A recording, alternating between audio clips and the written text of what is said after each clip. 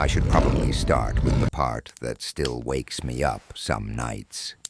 Because if I begin at the beginning, you might think I'm exaggerating.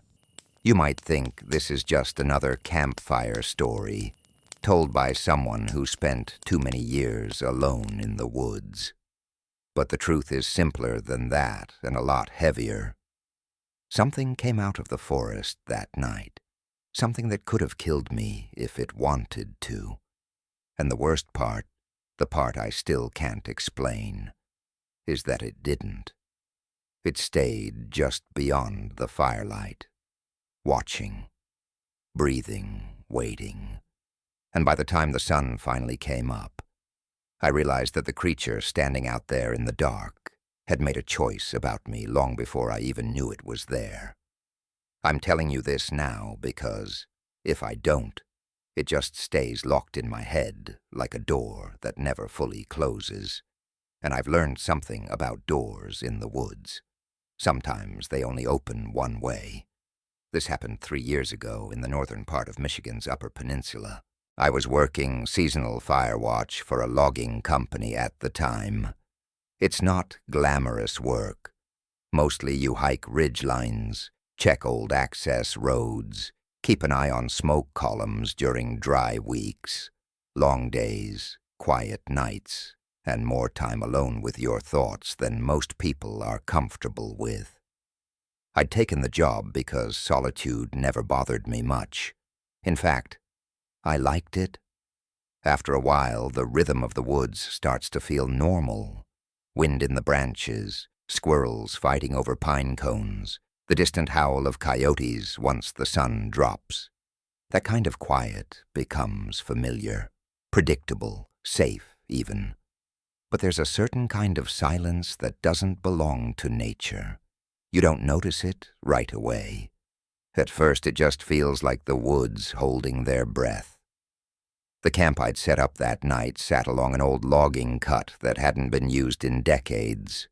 The road had almost disappeared beneath grass and moss, but it was still flat enough for a small fire ring and a tarp lean-to. The forest around it was thick spruce and hemlock, the kind that swallows moonlight and makes the shadows feel deeper than they should be. I'd hiked about 14 miles that day, checking ridges for lightning strikes after a storm rolled through the previous afternoon. By the time I dropped my pack, it was already getting dark, the sky fading into that dull iron color that happens just before full night settles in. My legs were burning, my shoulders ached from the pack, and all I wanted was a small fire and something hot to eat. The fire caught quickly. Dry pine burns bright if you know how to stack it. Soon I had a steady little flame, snapping and popping in the ring, sparks drifting upward like orange insects disappearing into the branches above. I opened a can of stew, set it near the coals, and leaned back against my pack. The woods sounded normal then, wind pushing through the needles, a barred owl calling somewhere far off, the crackle of burning sap, nothing unusual, nothing that would have made me pack up and leave. If there had been, I might not be telling this story right now. It was about 20 minutes later when the first thing happened that I couldn't explain. The owl stopped calling. That might not sound strange if you've never spent long stretches in the woods, but animals rarely stop mid-call unless something interrupts them. The silence came fast. One moment the forest was alive with its usual nighttime sounds. The next moment everything dropped away, like someone had pulled a plug. No insects, no wind in the branches. Even the fire seemed quieter somehow, its crackling turning softer, almost cautious. I remember lifting my head and just listening, waiting. Because when a forest goes silent like that, it usually means one of two things is happening. Either a predator just arrived, or something bigger than the predators did.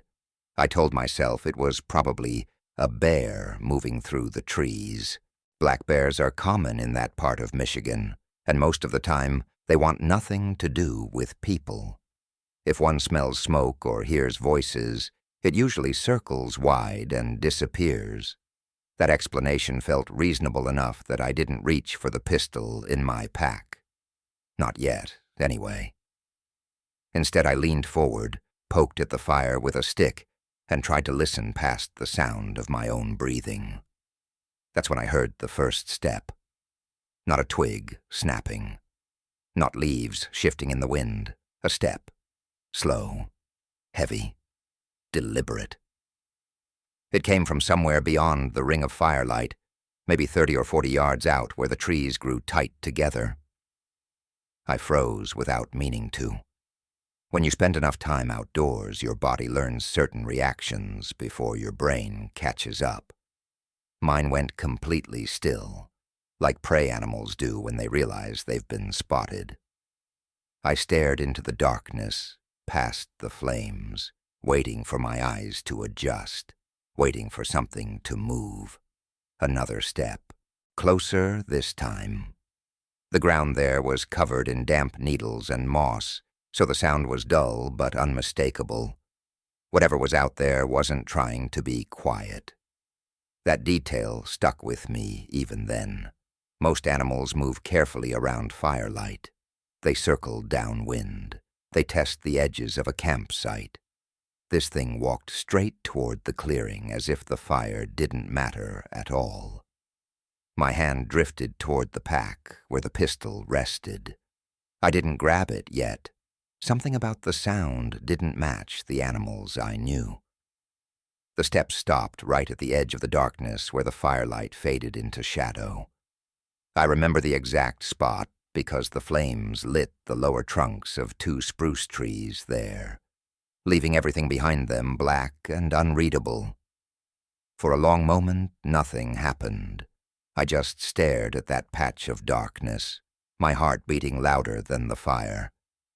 Then I heard breathing, deep, slow, too high off the ground to belong to anything on 4 legs. The sound came from about chest height on me, maybe a little higher. And it wasn't the snuffling inhale of a bear catching scent. It was controlled, almost calm, air pulling through lungs that were far larger than any animal should have been standing just outside my camp. The kind of breathing you hear from a person who has been walking a long distance and finally stops to rest. I felt the hair along my arms stand up as a cold realization crept in. Whatever was out there was standing upright. I finally wrapped my fingers around the pistol grip in the pack, easing it free without making noise. The fire popped loudly just then and threw a burst of sparks into the air. For half a second, the light flared brighter, and I saw its eyes, 2 points of amber floating in the dark, not low like a wolf, not wide apart like a deer. They were set at the height of a tall man's face. They didn't blink. They didn't shift away from the fire. They were locked on me. I should have shouted. I should have fired a warning shot or thrown more wood on the fire or done something, anything, to break that moment. But I didn't, because something deep in my gut told me that the creature standing beyond the flames already knew exactly where I was. And worse than that, it had been watching long enough to decide it wasn't afraid of me at all. For several seconds, neither of us moved. The fire snapped quietly between us, throwing soft waves of orange light across the ground. But the thing beyond the trees stayed just outside the reach of it. Those amber eyes remained fixed on me, unblinking, patient in a way that didn't feel animal. I kept the pistol low against my leg, not quite raising it, because some instinct I couldn't explain told me that sudden movements might change whatever fragile balance had formed between us. The breathing continued, slow, steady, controlled.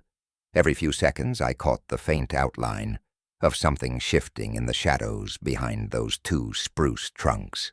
Not enough to see clearly, just the suggestion of a tall shape adjusting its weight. The kind of movement a person might make while standing still for a long time. and that detail bothered me more than the eyes did. Animals pace, they circle, they sniff the air. But this thing was simply standing there, watching the fire like someone studying it. I cleared my throat and said the first thing that came to mind. "Hey." My voice sounded smaller than I expected, swallowed by the trees. The breathing stopped. That change happened instantly, like someone had flipped a switch. The forest felt even quieter without it, the silence pressing against my ears. For a moment I wondered if the creature had slipped away without me noticing. But the eyes were still there. They hadn't moved. Then something shifted again. One step, not forward, sideways. The shape glided along the darkness just beyond the firelight, moving parallel to the clearing instead of entering it. I could hear the faint compression of moss under weight, heavy weight. But the movement was strangely smooth, almost careful. It circled halfway around the camp until the fire stood between us at a slight angle. Those eyes never left me. That was when I noticed something else that made my stomach tighten. The head was too narrow for a bear, too long for a man. As the firelight flickered brighter for a moment, the shape of a muzzle pushed slightly into view between the branches, long, angular, covered in dark fur that absorbed the light rather than reflecting it. The outline was unmistakably canine, yet the height of it, standing upright like that, made the proportions feel wrong in a way my brain struggled to accept. I whispered something under my breath without realizing it. "Jesus!" The creature heard it. Its ears moved, not much, just a slight twitch on top of the head, tall and pointed like a wolf's, but set high above shoulders that looked too broad to belong to any animal that walked on 4 legs. Then the breathing returned again, softer this time, as if whatever stood out there had decided I wasn't about to attack. And that was when I understood something that made the night feel suddenly much longer. It wasn't passing through. It had decided to stay. The realization settled over me slowly, like cold seeping through wet clothes. Whatever stood out there in the dark had stopped traveling. It had stopped hunting, too, at least for the moment. It had chosen a spot just outside my campfire and simply remained, watching, studying, waiting for something I couldn't understand. I fed another thick piece of pine into the fire. The flames rose a little higher, pushing the circle of light outward by a few more feet.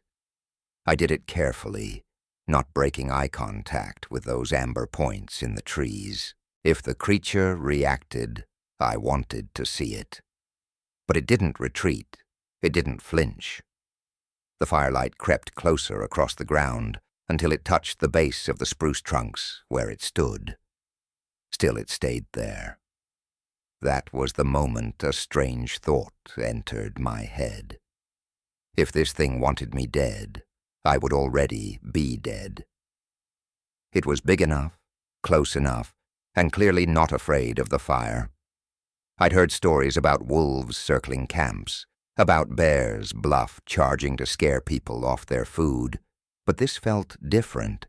This felt deliberate, measured, like the creature had come to observe something rather than claim territory, or maybe observe someone. I shifted slightly and felt the ache in my legs from the long hike earlier that day. The movement must have caught its attention because the eyes tilted a fraction to one side, almost like curiosity. The head lowered a little, and for the briefest second the firelight caught the edge of its muzzle again. I saw teeth, not bared, just visible, longer than any wolf's had a right to be. My mouth went dry. The logical part of my brain kept trying to force the situation into something normal. A big wolf, maybe. Some kind of deformed bear standing upright. But the posture was wrong. The balance was wrong. The way it shifted its weight from one leg to the other was unmistakably bipedal. It was standing like a man, a tall one, probably 7 feet if I had to guess from the height of those eyes.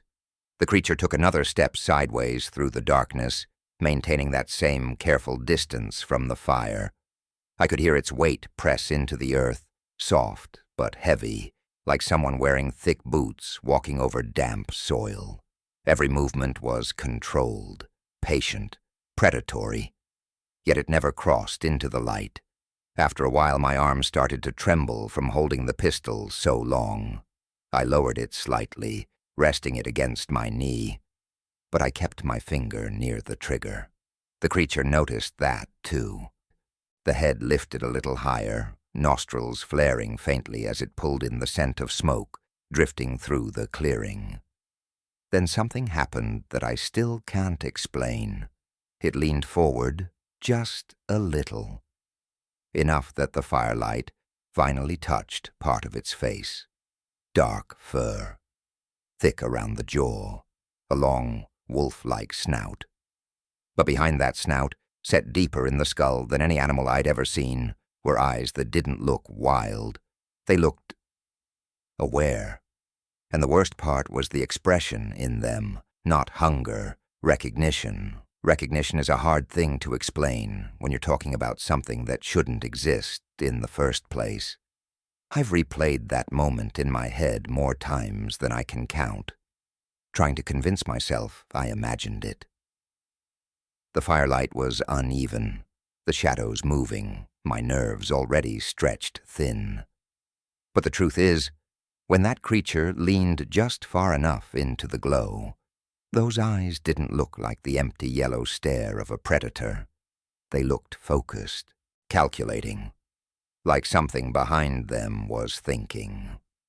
I felt it then, a deep, uncomfortable certainty settling in my chest. Whatever stood beyond that fire wasn't just an animal wandering into my camp. It knew I was there long before I realized it had arrived.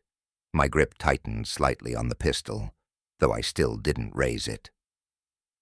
Part of that hesitation came from fear, sure, but another part came from something stranger, the sense that if I pointed a weapon at it, I might cross a line that couldn't be uncrossed.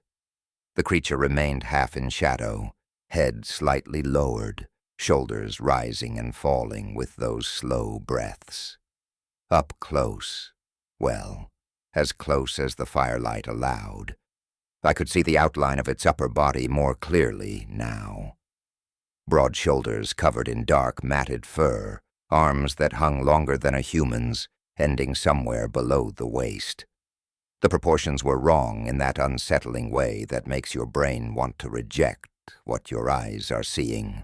And yet there it was, standing upright with the quiet confidence of something that belonged exactly where it was. I tried speaking again, though my voice came out rougher this time. "You're not a wolf."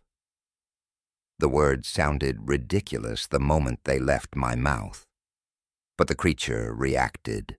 Its ears twitched again, the head lifted slightly, and for a moment I thought it might finally step into the firelight. Instead, it remained exactly where it was, watching me in that same steady way. Seconds stretched out into minutes. The fire popped and shifted, logs collapsing inward as the flames burned through the center. I tossed another piece of wood onto the coals, more to keep my hands busy than anything else. The sparks drifted upward again, and when the light flared briefly, I caught sight of something new. Its legs, long, powerful, bent slightly at the joints like a wolf's hind legs, but supporting an upright body without any visible strain. That sight sent a cold ripple through my stomach because it confirmed what my brain had been trying to deny.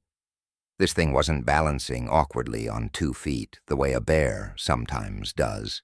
It was built to stand like that, built to move like that. And judging by the way it had circled the edge of my camp earlier, it had probably been doing it for a very long time. Then the wind shifted, carrying the scent of my fire directly toward it. The creature inhaled slowly, nostrils widening as the smoke drifted across its face. For a moment I thought it might retreat. Instead it took one slow step closer to the firelight. And that was when I realized something even worse. It hadn't been the only thing moving in the woods that night. The moment that thought hit me, my ears started working overtime. When fear really settles in, every sound suddenly matters.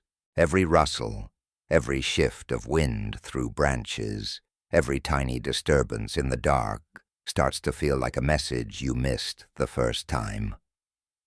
I kept my eyes on the creature near the fire line, but I forced myself to listen past it. At first all I heard was the same quiet breathing and the slow crackle of burning pine. Then somewhere deeper in the forest behind it, something faint moved through the undergrowth. Not loud, just a subtle compression of leaves, the way something heavy passes carefully between trees. My stomach tightened immediately. The creature at the edge of camp heard it too. Its head turned sharply over one shoulder, ears standing tall. That reaction told me everything I needed to know. It wasn't alone out there. For a second, the amber eyes left me and fixed on the deeper darkness behind it. The shift in attention changed the entire feeling of the clearing. Until that moment, the creature had been focused entirely on me. Now it was watching something else, something moving through the forest toward both of us. I slowly raised the pistol again, without thinking. The motion felt automatic now, like my body had decided the situation was crossing into something far more dangerous than a strange animal encounter. The creature noticed the movement immediately and looked back toward me. But there was something different in its posture now. The shoulders had stiffened slightly. The head angled forward, as if listening harder than before. The breathing had changed, too, deeper and more deliberate. It reminded me of the way a guard dog stands when it senses another animal approaching its territory. Then the second sound came again, closer this time. A faint snap of a twig somewhere behind the creature, followed by a soft dragging noise through the brush. Whatever it wasn't moving as carefully as the first one had. I felt a chill crawl up the back of my neck. The thought that formed in my mind was one I tried to reject immediately. But once it appeared, I couldn't push it away. What if the thing watching my campfire wasn't the threat? What if it had come here because of the other one? The creature seemed to reach the same conclusion at the same moment. Its body shifted slightly, turning more toward the direction of the approaching noise. I could now see the full width of its shoulders as the firelight flickered across them. It wasn't crouching. It wasn't preparing to attack me. It was bracing itself. Then a low sound rolled out of its chest, not loud, but deep enough that I felt it vibrate faintly through the ground where I sat. It wasn't a growl exactly. It sounded more like a warning, and whatever was moving through the forest stopped immediately. For a few seconds after that warning sound, the forest held its breath again. Even the wind seemed to pause high in the branches.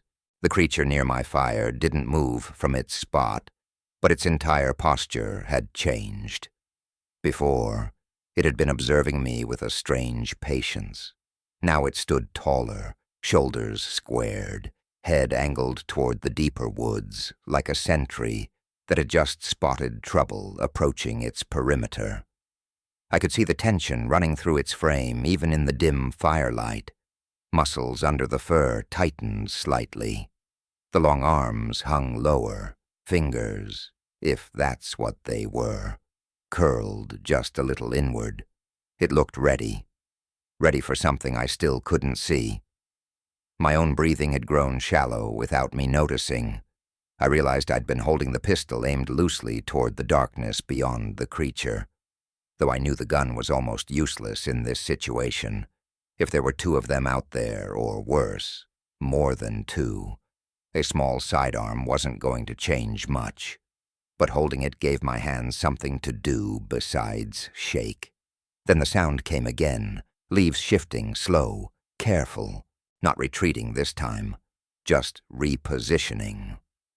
Whatever had been moving in the forest hadn't gone far. The creature by my fire responded immediately. Another low rumble rolled through its chest, deeper this time. The sound reminded me of distant thunder trapped in a barrel. It wasn't loud, but it carried authority. And this time, the message was clear even to me. Stay back. The woods answered with silence again, but it felt like a different kind of silence now. Not empty, watchful. My eyes kept darting between the dark tree line and the tall figure standing just outside the firelight. The strange realization slowly formed in my mind that the creature hadn't stepped closer to me since the other movement began. If anything, it had shifted slightly to keep itself between my camp and whatever lurked deeper in the forest. That thought didn't make sense. It went against every instinct about predators I had learned in my life. Predators don't guard strangers. They don't place themselves between prey and another threat. Yet that was exactly what it looked like was happening. I swallowed slowly, my throat dry from smoke and nerves. "What are you doing?" I whispered without meaning to. The creature's ear flicked backward at the sound of my voice, but it didn't look at me. Its attention stayed locked on the trees behind it. Then something large moved in the darkness beyond the spruce line. I didn't see a shape clearly, just the brief distortion of shadows as something passed between two trunks. Whatever it was lower to the ground than the first creature, and judging by the way the one near my fire suddenly stiffened, it was a lot closer than either of us wanted it to be. The movement in the trees lasted only a second, but it was enough. I saw the shadow shift between two trunks about 20 yards beyond the first creature. Lower to the ground, wider somehow, like something heavy moving on 4 limbs. The fire popped behind me and threw a brief flare of light across the clearing, and for a split second, the tall figure in front of me changed completely. It straightened to its full height. I hadn't realized until that moment how much it had been slightly hunched before. Now it rose taller than I expected, shoulders broad, head lifting above the line of the spruce branches where it stood. 7 feet suddenly felt like a conservative guess. The fur along its back lifted subtly, not bristling like an animal ready to attack, but rising in a way that made its silhouette look larger, more imposing. The kind of posture meant to send a message across distance. The deep rumble came again, louder this time, and it rolled through the clearing like distant thunder trapped inside a chest. The sound carried weight, authority. Something in it made my own instincts scream that this was not a challenge meant for me. This was meant for whatever was moving out there in the dark. The forest answered with another shift of leaves. Then a second pair of eyes appeared low between the trees. They flashed briefly in the dim light, greenish this time, not amber, and disappeared again as the shape moved behind thicker brush. My pulse slammed harder against my ribs. There really was something else out there, and judging by the way the tall creature shifted its stance, it was not welcome.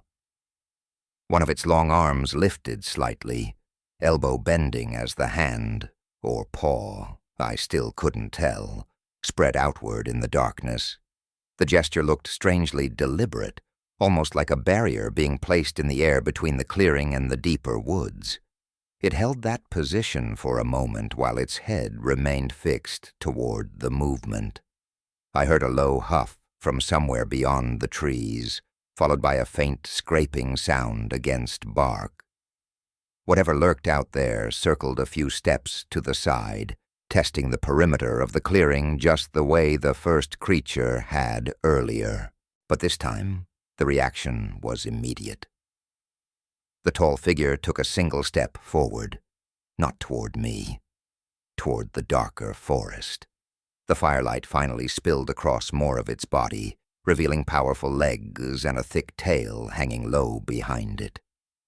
The silhouette was unmistakably wolf-like now, but stretched and distorted into something far larger than nature should allow. And when it opened its mouth slightly, I saw teeth long enough to catch the firelight like polished bone. Another rumble rolled out of its chest, deeper and sharper than before. The warning had become a threat. The second creature stopped moving altogether. For a long moment, nothing in the forest stirred. Then slowly, almost reluctantly, the shadow between the trees began to withdraw. At first, I wasn't sure it was actually leaving. The movement was so slow it almost looked like the darkness itself was shifting between the trunks. But then I heard the faint sound of brush parting farther back in the woods. A branch flexed. Leaves dragged across something heavy moving away. Whatever had been circling the clearing was retreating, step by careful step. The tall creature didn't relax immediately. It held its ground exactly where it had stepped forward, shoulders squared toward the trees, head tilted slightly down, like it was tracking the other thing's position by sound alone. Another minute passed like that, maybe longer. Time had started behaving strangely, stretching in uncomfortable ways where every second felt thick and slow. My fire cracked loudly as one of the logs collapsed inward, sending a spray of sparks up into the branches above. The sudden light briefly illuminated more of the creature's back. Dark fur, dense and uneven, running down powerful shoulders into a spine that curved slightly forward like a runner poised to move.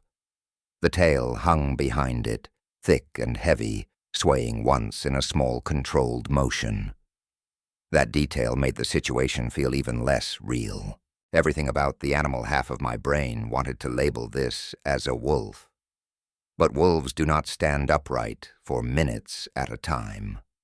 They do not posture like sentries, and they definitely do not drive off other predators while ignoring the human sitting 10 yards behind them.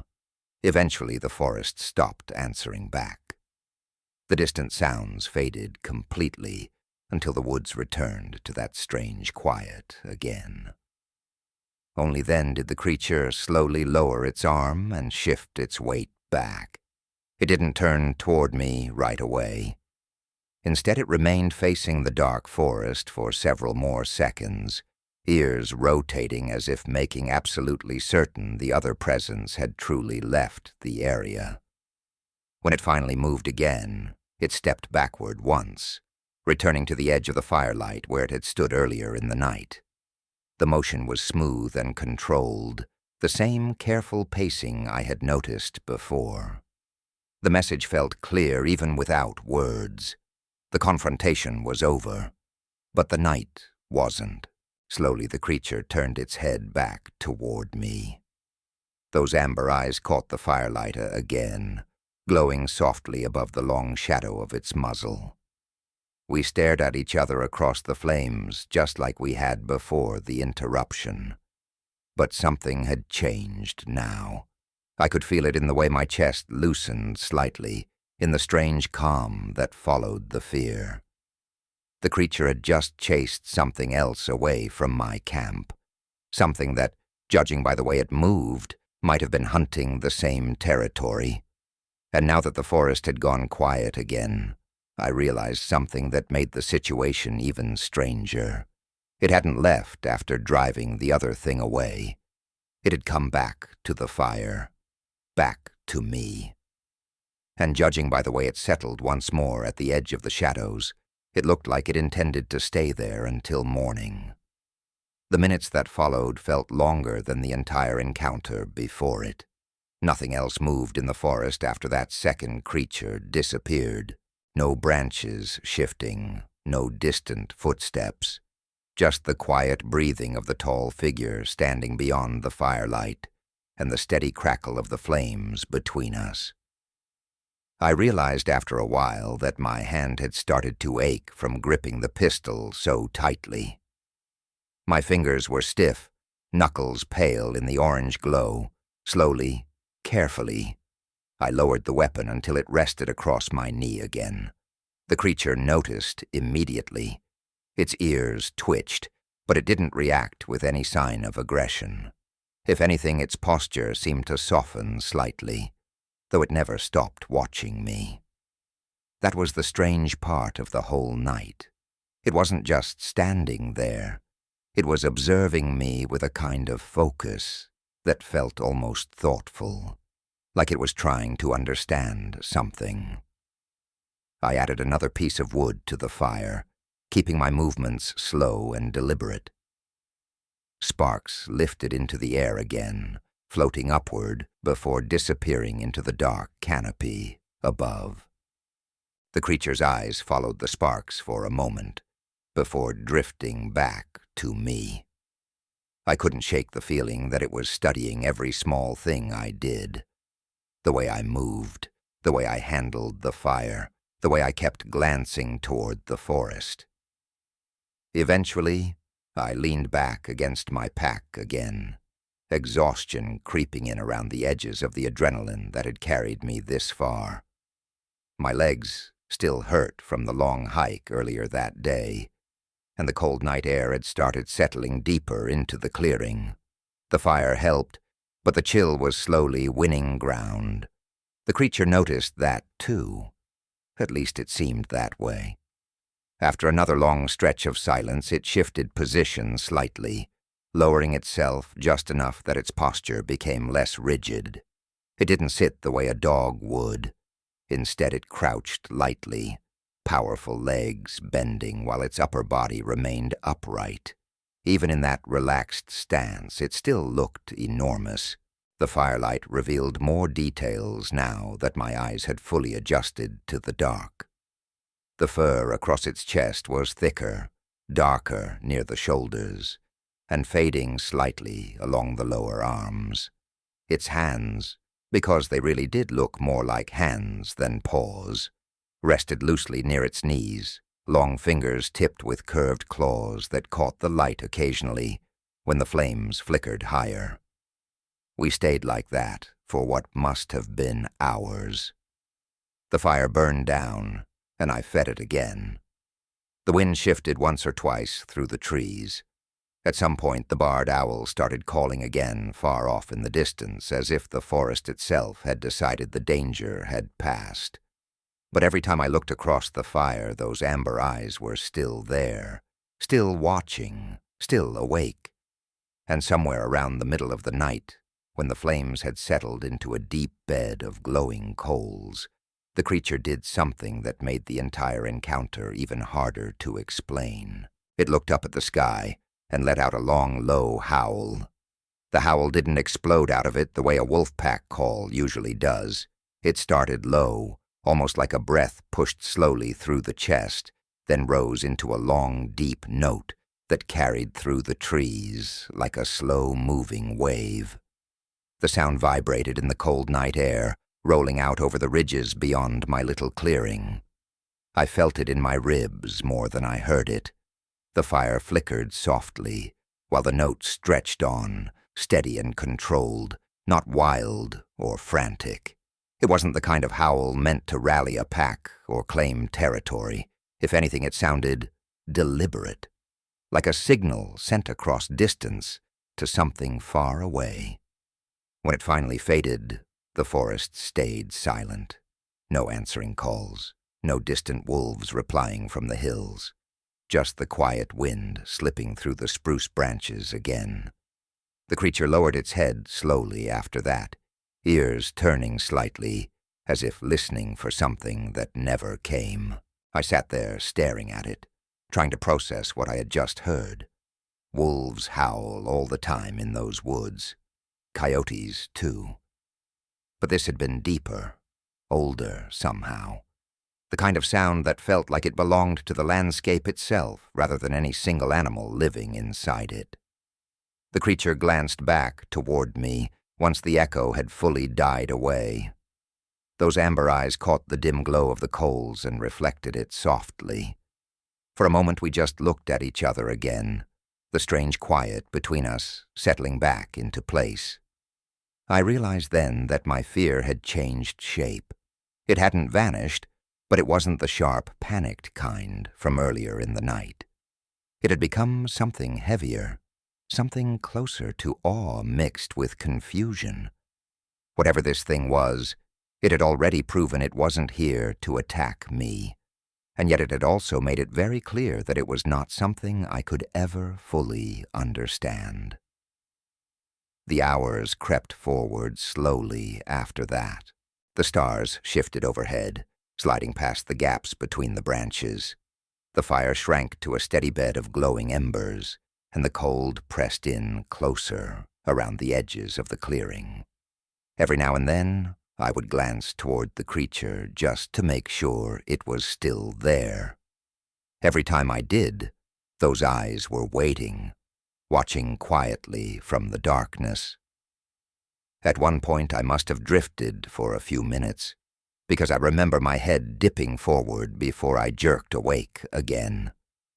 The fire had burned even lower by then, just a faint red glow across the stones. But the creature hadn't moved far. It still stood near the edge of the clearing, tall and silent. And when the first thin gray hint of dawn finally began creeping through the trees behind it, something about its posture changed. The change was subtle at first, a slight shift in the shoulders, the ears angling toward the pale gray light beginning to filter through the trees. For hours the creature had barely moved from its place beyond the fire, but now it seemed more alert to the world beyond the clearing. Dawn was coming, and the forest knew it. I could hear it starting in small ways, a faint breeze sliding through the spruce needles. Somewhere far off, the first early bird testing a cautious chirp. The long night was loosening its grip. The creature lifted its head slightly and drew in a slow breath through its nose. The movement expanded its chest, the thick fur along its shoulders rising and falling once before settling again. For the first time since it had appeared, it looked away from me and studied the woods around the clearing. Not in a tense way like before, when that other presence had been circling in the dark. This felt more like a final check of its surroundings, a quiet confirmation that whatever threat had been lurking earlier had truly gone. I rubbed my hands together near the dying coals, trying to bring feeling back into my fingers. The cold had crept deep into my joints overnight, and the adrenaline that had kept me alert for so long was finally fading. My body felt heavy now, exhausted in a way that only comes after surviving something your mind still hasn't fully processed. When I looked back up, the creature was watching me again. The amber glow in its eyes had softened slightly in the dim dawn light, making them look less like reflections and more like real eyes set deep within its skull. I could see more of its face now. The long muzzle, the dark nose glistening faintly with moisture, the thick fur framing its jaw. It didn't snarl, it didn't bare its teeth. It simply observed me for another long moment as the sky slowly brightened behind the treetops. Then it did something I will never forget. It took one slow step backward, not the careful sideways circling it had done earlier in the night. This was a clear retreat. Another step followed, then another, each one quiet and controlled as it moved away from the edge of the firelight and deeper toward the forest shadows.